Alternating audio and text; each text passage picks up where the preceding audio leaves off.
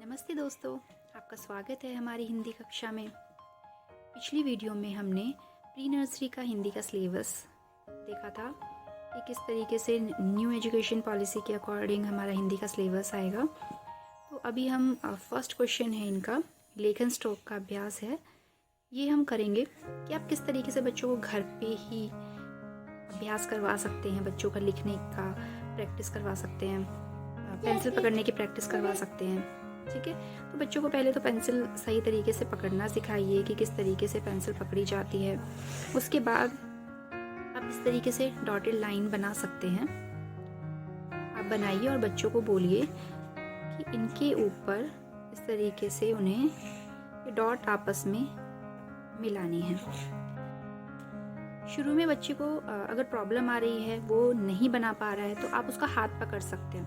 आप उसका हाथ पकड़िए और इस तरीके से आप हाथ पकड़ के डॉटेड लाइनें मिलवाइए। इस तरीके से आप बच्चों को करने दीजिए। शुरू में वो पहले थोड़ा धीरे धीरे करेंगे, फिर उनको जब प्रैक्टिस हो जाएगी तो वो जल्दी करने लग जाएंगे। इस तरीके से सबसे पहले आप इनको स्टैंडिंग लाइन, सारी बेसिक शेप्स हैं, इसी से ही बाद में जब हम स्वर लिखते हैं, इसी से ही आगे हम बच्चों को सिखा सकते हैं। बच्चे इजीली बहुत ही आराम से सीख पाएंगे कि किस तरीके से लिखते हैं। पहले हमने स्टैंडिंग लाइन बच्चों को सिखाई, उसके बाद स्लीपिंग लाइन सिखाइए। कम से कम 2-3 दिन आप एक पैटर्न की प्रैक्टिस करवाइए। जब बच्चा अच्छे से एक पैटर्न सीख जाए, जब बिना डॉटेड लाइन के भी बच्चा फिर से बना पाए, जैसे कि बच्चे ने अगर ये डॉटेड लाइन से बना लिया है, फिर उसको आप सिखाइए कि आप वो खुद से बनाए।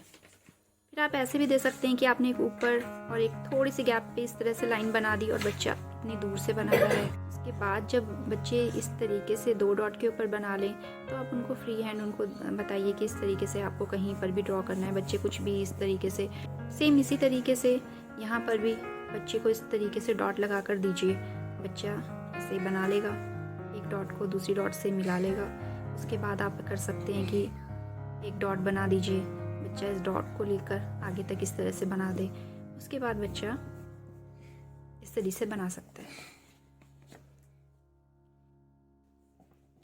इन सब की प्रैक्टिस के बाद आप बच्चे को हाफ कर्व दे सकते हैं। इन्हें भी ऐसे ही बनाएगा जैसे कि पहले बच्चे को सिखाया था। अब आप इस तरीके से बना सकते हैं। लग जाए तब आप उनको 3 की प्रैक्टिस करवाइए। इस तरीके से ये आगे आपको स्वर बनाने में काम आएगा, जैसे कि अ, इसी तरीके से आपको पता है बनता है। बच्चा इस तरीके से अब हाफ कर्व ही हैं, उनको बताइए कि 2 एक साथ बनाने हैं, है ना। इस तरीके से बच्चों को बच्चे बना सकते हैं। उसके बाद इसमें भी आप 3 डॉट बना सकते हैं। बच्चा पहले एक डॉट को दूसरी डॉट से मिलाएगा, दूसरी को तीसरी डॉट से मिलाएगा। इस तरीके से बच्चों को ये 3 की शेप बनाना आ जाएगा। उसके बाद इसको आप उल्टा करके सिखाइए इस तरीके से।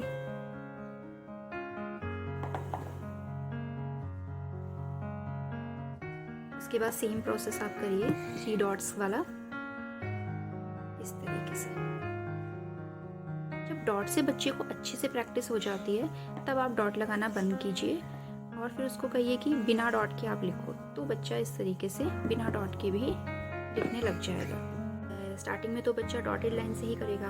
उसके बाद आप उनको सिखाएंगे कि सिर्फ 2 डॉट से किस तरीके से लिखा जाता है।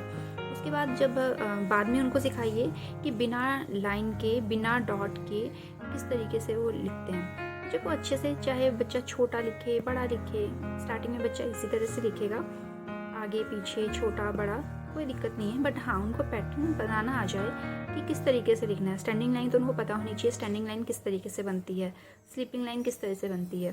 तो ये सारी चीज़ें उनको आनी चाहिए।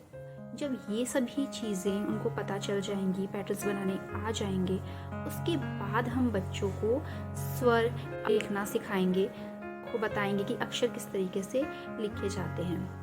ठीक है दोस्तों, आज के वीडियो में सिर्फ इतना ही। फिर मिलेंगे।